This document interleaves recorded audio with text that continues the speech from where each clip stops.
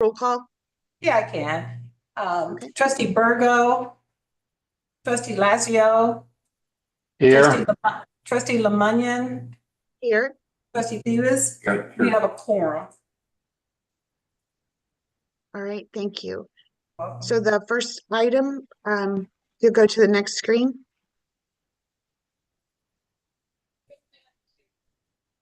All right, so do we need to call, do we need to take a vote on approving the minutes from our last meeting, or this agenda? First, we need to approve the agenda, and then we'll go on to the minutes. And then the minutes. Okay, great. All right, so Michael, would you like to make a motion to approve the minutes? Yes, I move The agenda. I move to approve the agenda. Yes. Okay. Second. I'll second that. Thanks, or Ron did. Great, thank you. Trustee Burgo, trustee Lazio, Yes. trustee Lemunion, Yes. trustee Theus. Yes. Okay, the motion carries.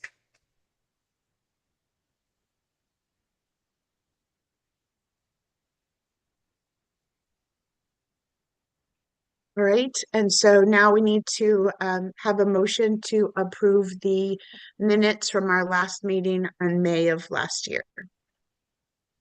Yes, I move to approve the meeting minutes from the last time we met. This is Michael. Thank you. Second. We have a second. Okay, then they have been approved. Yes. Trustee Burgo,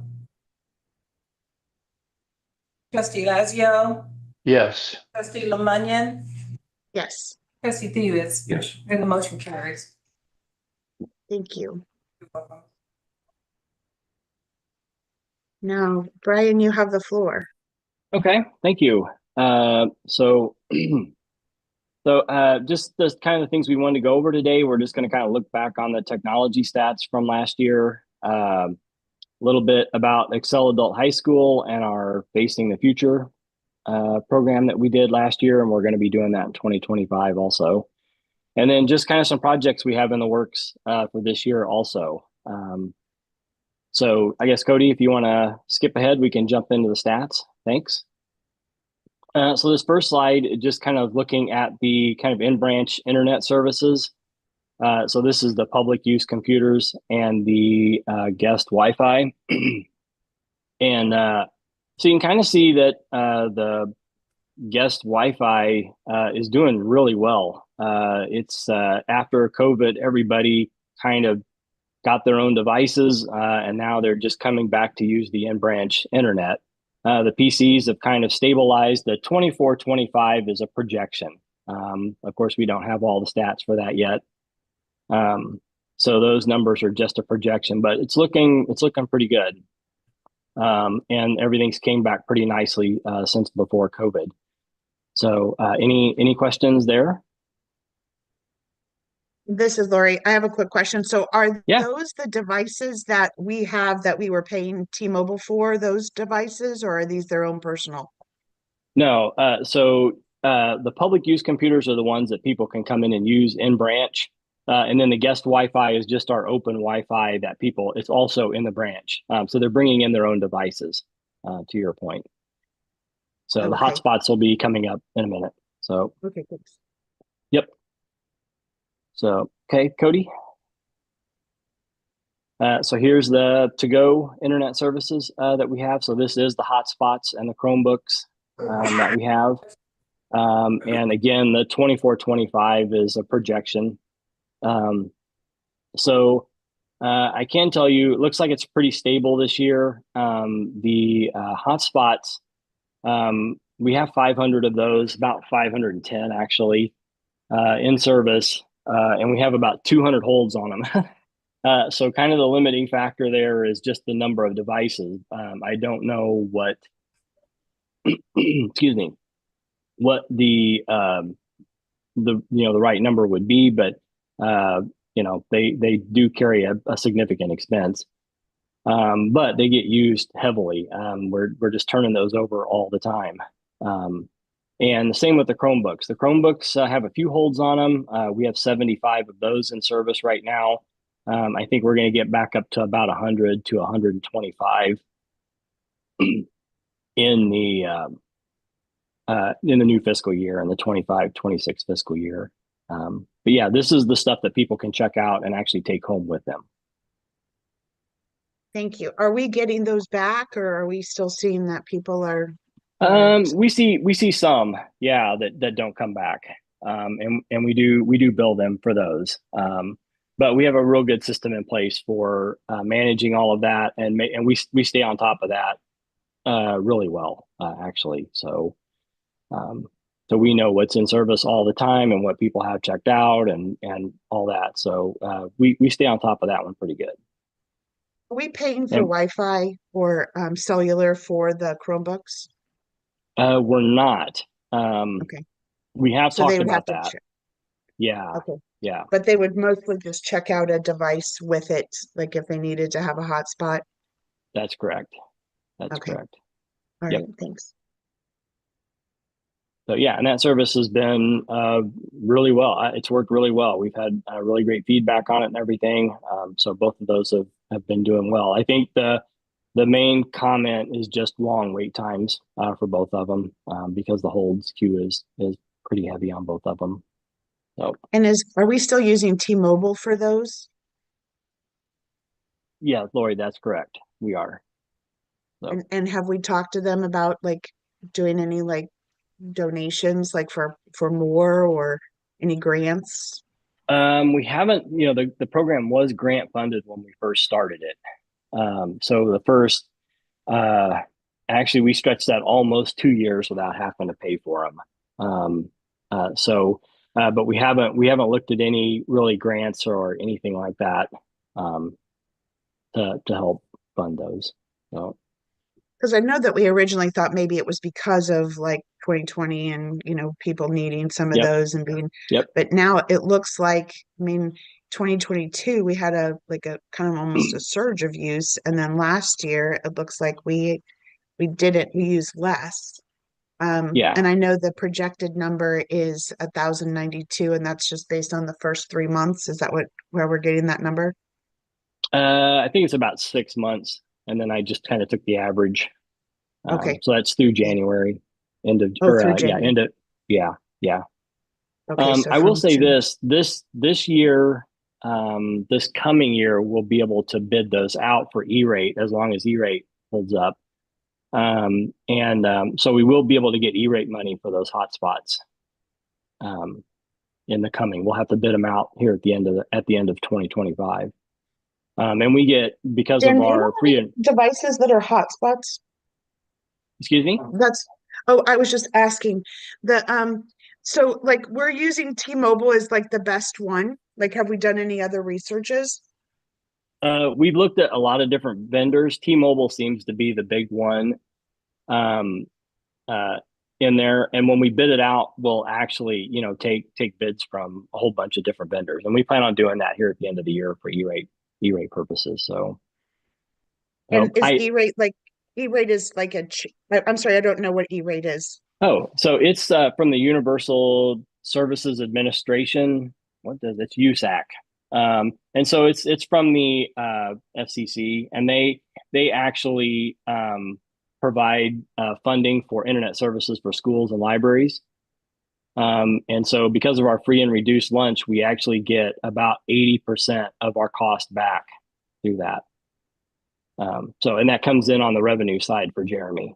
So it'll be a big savings to bid that out here at the end of the year and get that into E-rate. That's really cool. Thanks for sharing Yeah, that. I and didn't then realize that. we'll see more vendors. Typically, like one of the reasons we didn't go with like AT&T and Verizon will just almost tell you that they're not big into this. You have to pay for their devices, and T-Mobile you don't. AT&T doesn't let you do anything with like content filtering or anything like that. So there at the time when we first started this, there was very few vendors. Now there's some more out there. And so, yeah, we'll be bidding that out here at the end of the year. Not to put you on the spot, Brian, but how much do we receive in E-rate funding in a normal year? Probably about 400,000 maybe. Okay, thank you. Yeah, and so the hotspots are right at 180,000 a year, and so if we could bid that out and get those less, there are some pretty set rules on how much you can spend per device. But we could get that, we could get that way down. We still have to budget for the 180,000, and then the E-rate funding that comes back would actually like come into Jeremy's revenue side. So, but yeah, so we get 80% of that back. So 120,000. So the hotspots would only end up costing us like, 50 or 60,000 probably. So with that, I'm wondering if we got funding, I mean, if we've got 200 people waiting on them, do we have, I know last time you talked about that there were some down and some that hadn't been returned. So how many do we actually have in like service, like that we're like regularly seeing? Probably like 450, 425, somewhere there. It varies depending on, how good people are about bringing them back. We turn them over real quick. Like we have a real good in-house procedure for disabling the device. So if a person doesn't bring them back, we disable the device like almost immediately. And that's an encouragement for them to bring it back because it just stops working. And then if we get it back, then we just re-enable it, put it back in the checkout pool, and then it just goes back out in circs. And so we stay on top of that really well. So we have a good in-house process for that. Yeah, I think that's something that we definitely should be celebrating to the board. I mean, that sounds like, I mean, that seems like a pretty good success rate with them.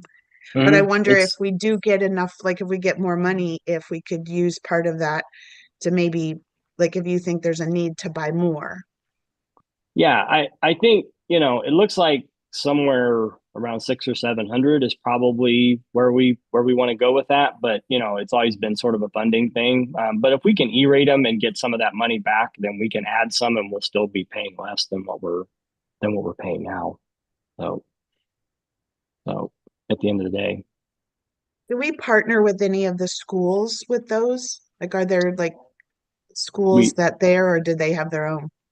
um well, the kids all have a lot of them have one-to-one devices. So I don't think they have cellular in most of those. I think that depends on them having their own Wi-Fi at home. Mhm. But we haven't partnered with any schools on that. We allow ours to like just float around the system as need, so we don't have them at set locations or anything. They just kind of float around. And since they're out all the time, they just come back and then they just go right out to the next person. They're just out all the time. Yeah, it sounds like really good, big success. Thank you. It's Thank you for been going going on that. well. Yeah, Yep. awesome. Any other questions there? Excuse me. I guess Cody, go ahead and hop to the next slide. Thanks. So this one will take a little bit of explaining. Looks like we had a huge jump in website usage. And we have seen an increase in usage. But between 2022 or 2023 and 2024, Google changed how they did all of their reporting and their analytics. It's called Google Analytics 4. It's their new version. And so they count page views now instead of sessions. And so that's why that number looks like a huge jump. So that higher bar will be sort of the standard going forward. But we had to make the switch. There was no hanging on to the old Google Analytics. We just absolutely had to make that switch. They were kind of forcing it on everybody. But we've had a good year. You can see that the projection's looking better than last year. So the website's getting used well. So.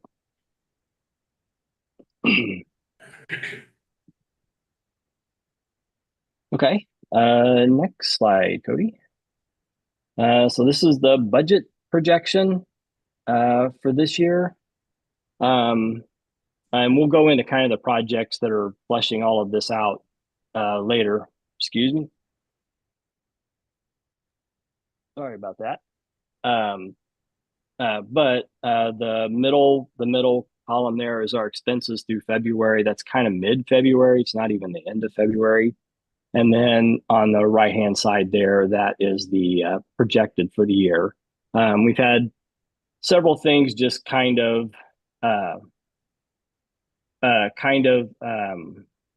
coming in under budget this year. One of them's the boardroom. We're doing an AV and a Zoom update in the boardroom, and we kind of figured out how to do that and not spend the budgeted amount, which is really good. So you can kind of see the strategic initiatives is the line that's a little bit lower. And we did real well on the voice data internet. We have been working really hard. Alan Chapin and IT and myself have been working really hard to get all of our voice data internet bills in line. And that should be a very standard number going forward. So we do have to bid out one portion of our network again at the end of the year due to contract coming to an end. But yeah, I think we're in pretty good shape. So any questions about that? No, kudos. That looks great. I applaud you for really working on that because, technology is one of those things that sometimes new things are coming out and they're better, and sometimes new things come out and they're not better.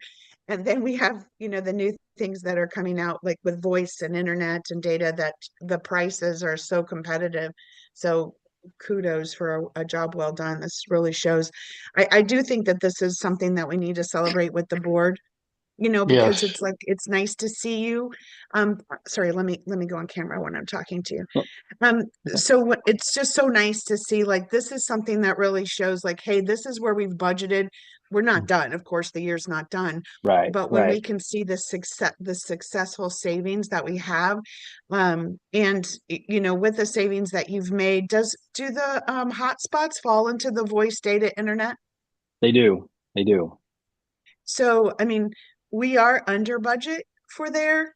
I mean, so do we need to like bring that as a vote for either, I don't know if this time, but for next time, to increase that to what you feel like you need? I mean, the rest of it's all in pretty good shape. Like that also has all of our branches. We converted all of our branches from POTS to cellular. The old telephone lines. We did a ton of work there the past couple of years, or IT did, so that significantly reduced that number. That's why that's a lot. That's a lot less. Is that right there? Because the old telephone services, all the telcos are trying to get rid of, and they're charging a fortune for it. And so that's where we saved quite a bit of money is in that line. But all of our staff use cell phones, staff use hotspots, all that stuff is all in there also. And we've worked really hard to try and get all of that under control and know where all the money is going. So yeah, we've done a pretty good job there. So what did you guys end up doing about the elevators? We had talked about like elevators and how you guys were going to convert those from as long as you have like I think on those specifically, we did have to put a backup telephone line in for those, but you can use the cell as the primary as long as it has like a power backup and all of that. So I think that's the primary. So, but the rest of them everything else is all cell, and we just have a handful of elevators, so it's not like a big expense for that. So, right. yep. Yeah, this is That's good. Michael. I'd just like to make a comment too. Man, kudos to you guys. Brian, I'm so amazed every time I hear you talking about all this and the amount of work that you do, and just Thanks. the results are amazing. So thank you to Yeah. everyone involved, Cody. And yeah, I'm really appreciative of Thanks. you and your whole staff. Thank you. Yeah, appreciate it. I'm very lucky. I have a great staff. I have 3 great departments that I work with, and they just do great work. So I'm very fortunate. They make me look good. So, yep. Okay. If there's not anything else there, I guess Cody, we can hop ahead. So this is a look at Excel Adult High School. This is our online high school program. I just kind of wanted to give you a quick update there. We had 31 graduates in 23, 24. So if just a little refresher, we have, excuse me one second. Sorry about that. So we do partner with Kansas City Public Library and Literacy KC on this program. So it's 31 graduates between the three of the partners. We started this program in 2016, and we've had 164 graduates, again, between the three partners. And then we currently have 100 students enrolled in the program. So really, really good. I do have some, Cody, if you can flip to the next slide. I do have some comments from some of the folks that have been through the program that we pulled out. I love the one in the lower right. I like them all actually, but I have been able to assist my children with their schoolwork and improve their education. It has changed my life as a parent as well as my children's lives. I think that's just super powerful. So yeah, we're super happy with that program. It's been very low overhead for us. We have a person here in one of our departments that kind of shepherds that program all the time, and she does a great job. She just does a phenomenal job on it. Her name is Carla Poyer. She works for our library systems department, and she just does a great job on it. So these are some comments that she pulled from a report for us.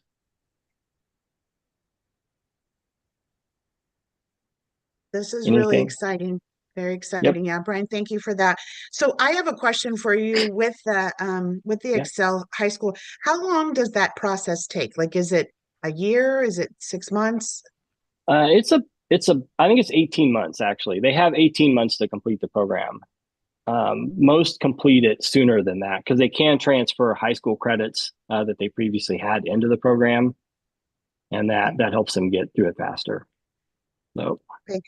And then do we allow them to I know in some of the colleges they allow people to check out um laptops or in our cases like Chromebooks for their entire session that they need and then their hotspots.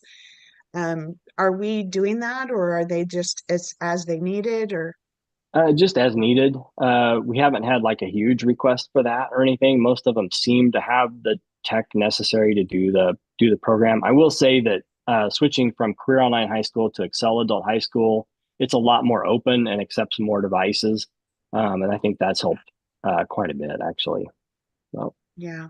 This is such a big win for the technology department. And I just want Mhm. to make sure, it's like when we don't meet often, we can't always see the things that are going on at the library. And so I'm very excited that you'll be sharing this because it is a very big win for our whole Yes, community. So thank I you for agree. that.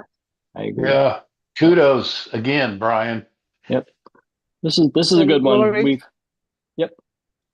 and Brian, I just want to say that I think this is one of the key programs that are truly life-changing for people because for many without a high school diploma, not even a GED or high set or anything, Right. but without a high school diploma, it puts some careers out of reach. So I'm really glad to see this blossoming and growing and to see the graduates every time.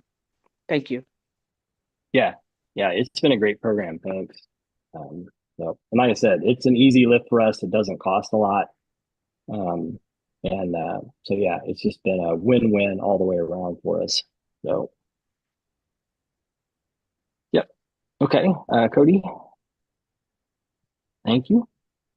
So just a couple slides on facing the future. This was our series this year we did on algorithms and AI, and we had the authors in. We had our first event almost a year ago. We had Tobias Rose Stockwell. We had 160 attendees for that one. In June, we had Kashmir Hill. We had 164 attendees for that one. And then Cody, if you could skip ahead again. Then in September, we had Audrey Tong. We had 160 attendees for this one, but it was a mix of staff and public. So we had this at one of our large managers meetings also, and they got to attend this event, and that was really great. She was amazing. And then our last event in October was Kyle Shaka, and we had almost 80 attendees there, and that was a really great event. I wish more people would have attended that one. We had one of our own, Brad Smith, do kind of a fireside chat with Kyle, and it was just really good. I really enjoyed that one also.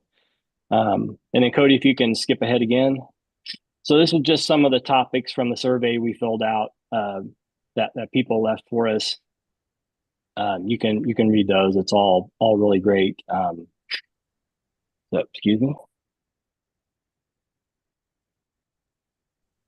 So yeah, just a really great program, and that's from our digital innovation department. And Erin Kennedy leads that group, and she gave a presentation just a couple of months ago at the board meeting, and so that was her doing. I will give her props for that. So it turned out very well. So.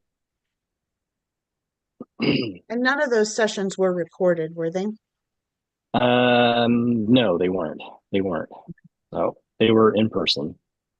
Yeah, I know sometimes a lot of because of different, people in the community, if they have events like this sometimes, but it's like copyrighted and stuff. So, but sometimes it's nice to have it available afterwards for a short Yeah. amount of time, especially when you pay to have a speaker come in or have somebody that's like that somebody may has something that they would miss it. So maybe if we do something like this in the future, we could have it like get their permission ahead of time to record it, maybe have it online Sure. for a little bit. Because I know that one of them I was really hoping that I could do, and I just couldn't make it work with my work schedule. But they're very neat, and to have something like this for the community where people can see and be engaged, I think it just shows that we're trying to assist the community as best we can. So in the future, my only suggestion would be I would love to see them recorded. Sure. I agree. We those were just great programs this year. So they just turned out very, very well. So very happy with them. Yeah. We got a lot of great feedback. There's a lot more comments like this one. So okay, we can hop to the next slide. So just some projects that we have this year. We are doing a kind of it'll be a decent refresh to the website. It'll still kind of look the same, but the primary things are with the navigation on the site. So the top nav is going to change. We're going to go to a left-hand nav. So a lot of the navigation is changing on the site. And one of the main reasons we're doing this is a lot of people use our site with mobile. Over half use our site with mobile devices. And our mobile menu wasn't great. So now that's all going to line up and look the same, and it's going to look the same on the desktop as it does in the mobile, but it'll just lay out vertical. And so that's all going to make that all much easier to use. And that should be coming out here probably in April. And so we're really excited about that. It's going to free up some space on the homepage and other pages for us to do some other things. So we're pretty excited about that. We're also doing a update to our room reservation software we'll be taking digital signatures and online payments. That's kind of a big deal. That's something that Erin has wanted us to work on, and we're getting to that. So we're really excited about doing that. So that should be coming out before too long. We are going to be updating the self-checkouts this year. They'll be the new ones will be installed probably we'll be done with that installation probably in mid-June. We're going to be turning on text notifications so people can get holds alerts, overdue alerts, all that stuff via text notifications. In the beginning, that will be opt-in. So we won't just automatically start doing that, but people can opt into that. We're kind of opt-in people. We're also upgrading all of our public PC time and print management. These are for the public computers that people come in and use. The big update here is with people bringing in their own devices and wanting to print or print from home. It's just going to be so much better. That service will be so much better. We cannot wait to get to that. because we have a lot of people that just, once in a while you still need to print something, but you don't have any reason to have a printer. And so we're really excited about getting that up to date. We excuse me. We updated all of our laptops this year also. So all of our staff use laptops, public use laptops, those are all updated. We did a big push to for on staff collaboration and digital signage. So we have these things called owls, and they can be plugged into like any laptop or PC, and they have a 360-degree camera in them and the mics and the speakers and everything. So a branch staff or a little committee can put that out in the middle of the table and everybody can be seen and heard. And they're really cool. I was going to bring one in today and show it. They're super neat, and they'll work with Teams or Zooms or whatever you want to use it with. Really nice, and not real expensive. That's another place we kind of save some money this year is on those. Those are going to be great. And then we're updating a lot of our projectors and TVs to these AirTame devices that allow people to connect to them wirelessly. It has all the instructions on the screen and everything, so it'll make connecting to our projectors and TVs and everything a lot easier. And then we're also updating all of our digital signage devices, that not the monitors themselves, but the devices behind it control them, and it'll allow video and all of that kind of stuff to be displayed on the digital signage. So kind of a huge bundle of stuff going on there. Then we also had with digital innovation and Aaron Kennedy, we did a collaboration with the Hickman Mills School District and the Real World Learning Center. She gave a presentation on that a couple of months ago. And Andrew from the Real World Learning Center was here. That really turned out great. And we'll be displaying some of their work here in the coming months. And then the last thing, just we're kind of slow on the AI at the library a little bit. We do have Copilot as part of our Microsoft licensing. We do have that turned on for select staff.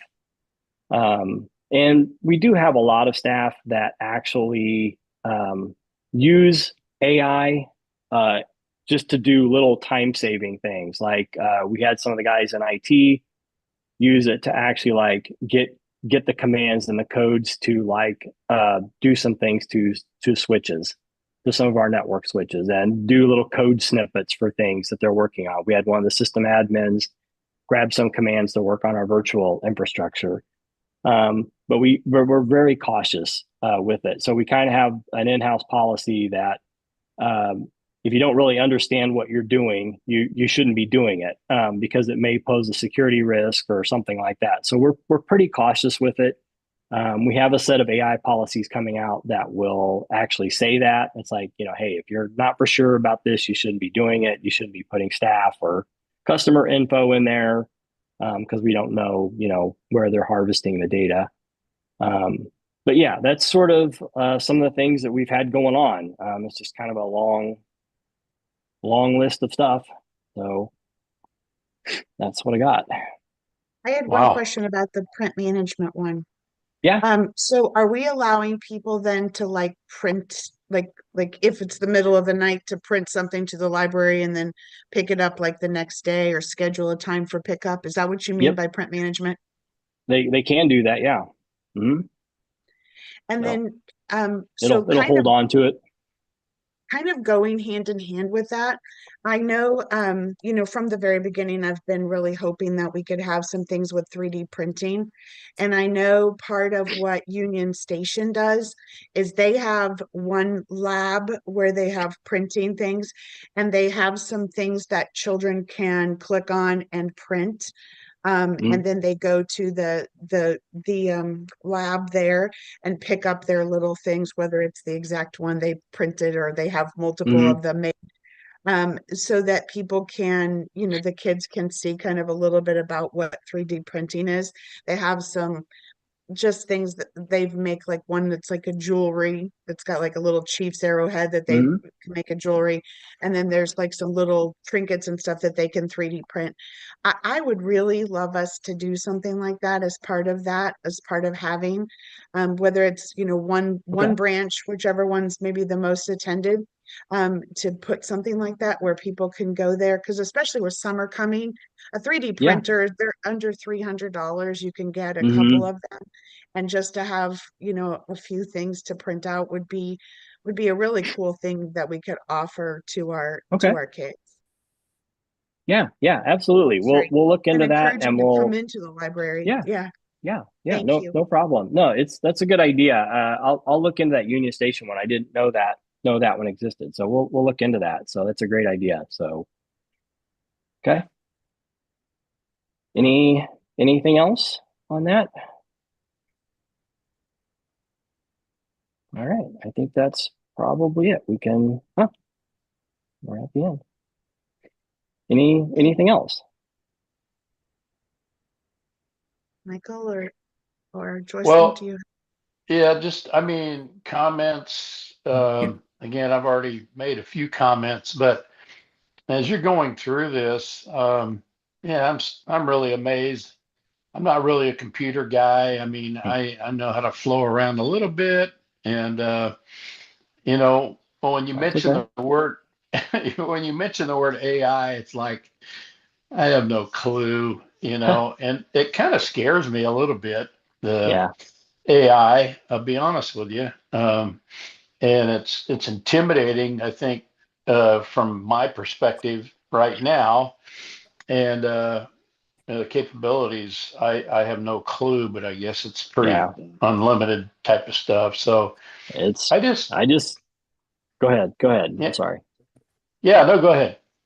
I just came from a conference. I went to South by Southwest in Austin, Texas, and they had a whole track on AI, and there was just some insane things that you can do with it. But you do need to. This is why we're cautious with it. Is you do kind of need to know what you're doing if you're going to be Yeah, using it in a business environment. If you're just going to play around with it on your own, sure. But if you're going to be coding and doing things like that, you need to be able to support it and take care of it. And if you can't do that, you probably shouldn't be doing it. So we're yeah, pretty cautious with it. So yeah. I guess that's what I appreciate about you. You guys are just tech savvy pros. You know what you're doing, you and got you're helping us learn along the way too. So I really appreciate that. And thanks. the stats that you've shown are just really something else.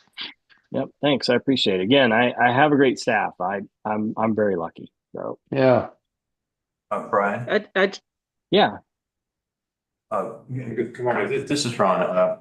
I just have a few very unrelated comments, but with respect to one of the first screens that you had on tech stats, on the rare occasion that I'm at one of the branches early, in particular Antioch or Riverside, I see half to all of the computers being occupied by people typically of my age who are elderly to their senior years and so forth. And then shortly later in the morning, one sees young parents or guardians bringing in very young children and get these just beautifully color coordinated computers and the keyboards. So those Mhm. are just getting tremendous use, and I suspect due to maybe people having or lacking opportunities to have those resources themselves.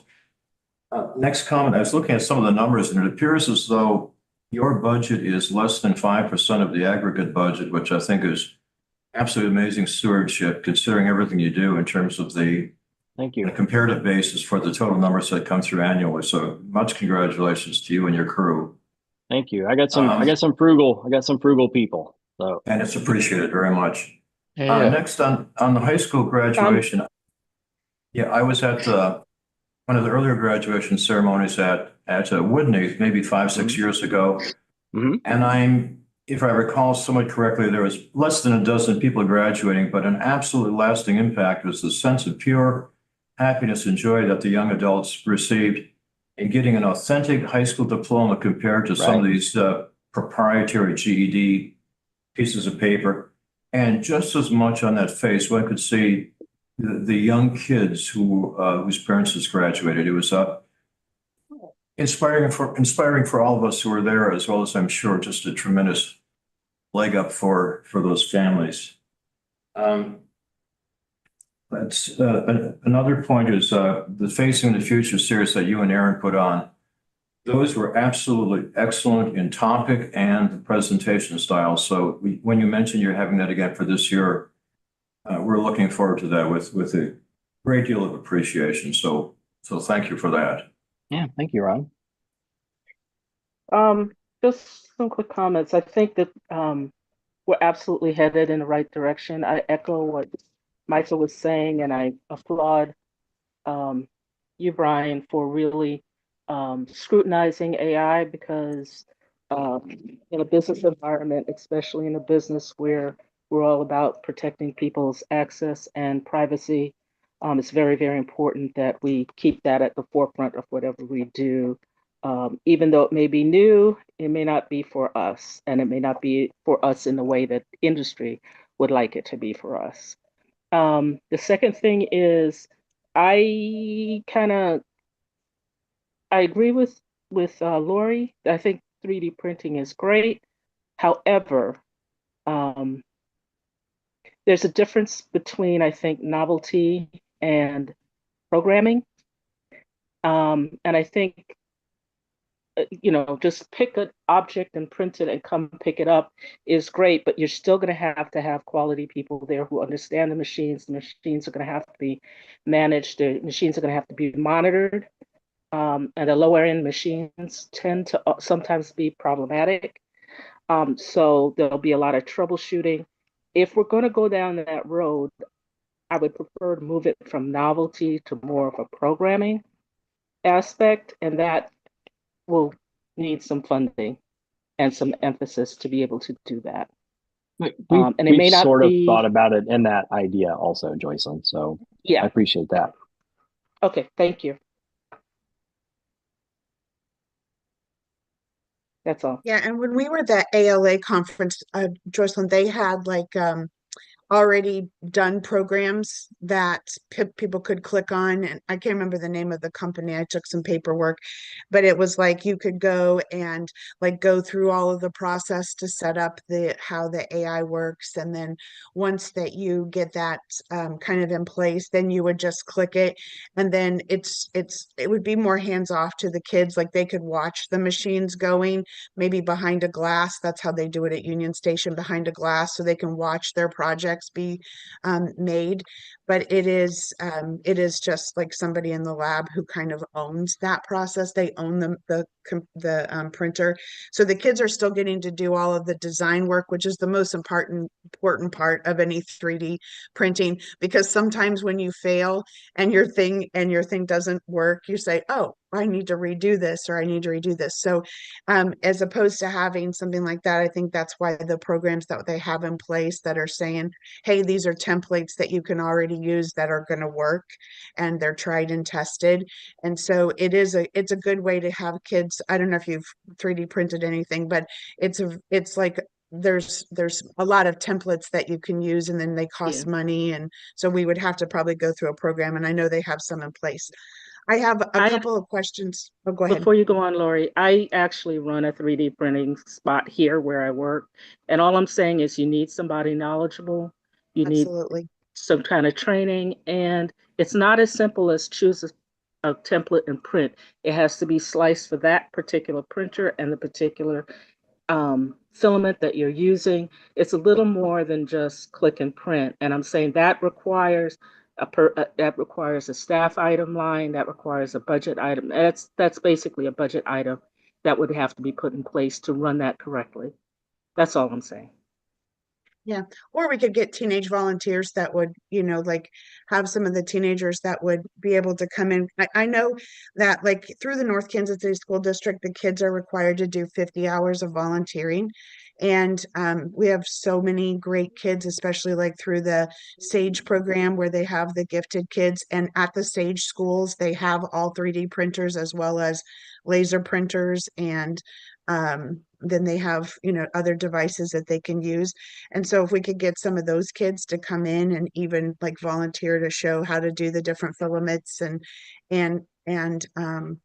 you know, it's an option. There's a lot of things that we could talk about. I just don't want to keep putting it off because I've been here for 4 years, and for 4 years, every single time we start to move forward, we take a step backwards. And so there are lots of things, you know, like we have multiple 3D printers here, and you know, it's like I know that it's just like learning how to do it, and part of learning is failing. And so I think having some of those that they even just try would be a big step forward for our libraries in tech. The other thing I wanted to ask Brian is for the old laptops that we had, did we talked about that maybe we were gonna like well, what happened to those, I guess? What happened to our old laptops? Did we sell them, or did we um do something? Or maybe Aaron, Jeremy, you know? All right, is Brian still with us? I'm not sure. Cody, is Brian still on the line? He's showing. Maybe he stepped away. Maybe he's So yes, coughing. he's That's still okay. online. Oh, Yeah, sorry. All right, I had a coughing fit for a second, so I apologize. No, go ahead. so The let question me was ask my about question. Sorry, Yeah. Lori.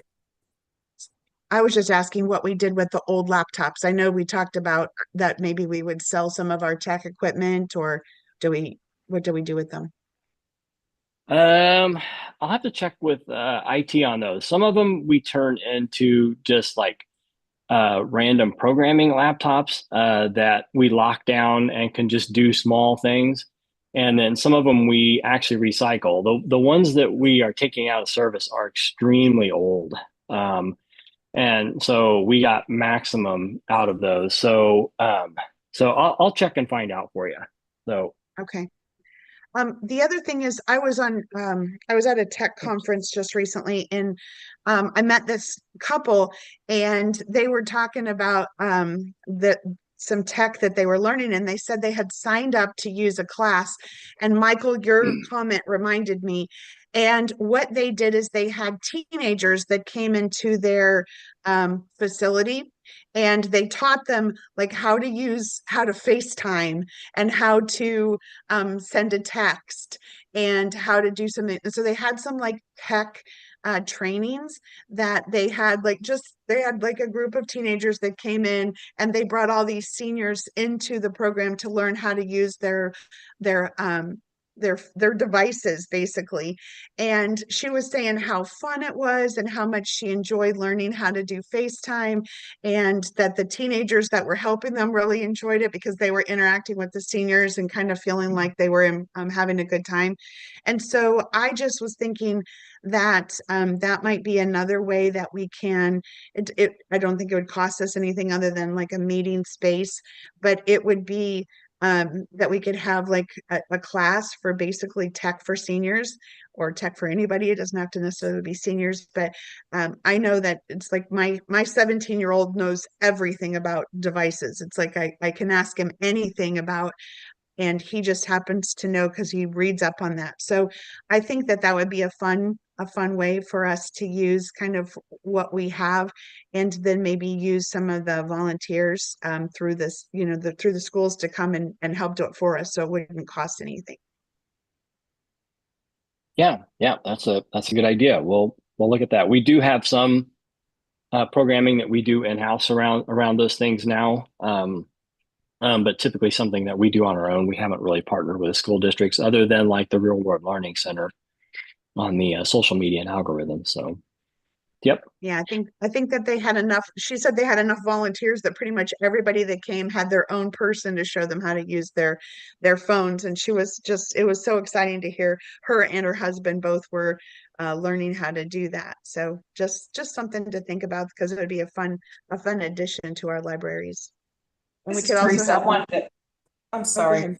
This is Teresa. I want to add to that too. Brian, I believe that Square One does a portion of that as well. It may be turned to the business community, but I do It know is. Square One Yeah. offers that as well. Yep.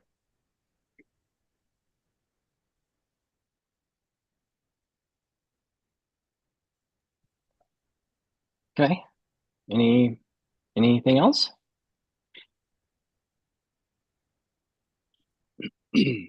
Great job, Brian. Yeah, and Brian, thank you for hanging in there. I know you have some health matters you're dealing with, so Yeah, no, especially I appreciate it. So like I said earlier, I'm living on cough drops. So yeah, they're great. hopefully you feel better soon. Yeah, thank you. Thank you. Glad that I was surprised that you were here and able to learn to lead us today, but thank you for doing that. Do we have a motion to adjourn the meeting? Yeah, this is Michael. I make a motion to adjourn the meeting. Okay. All right.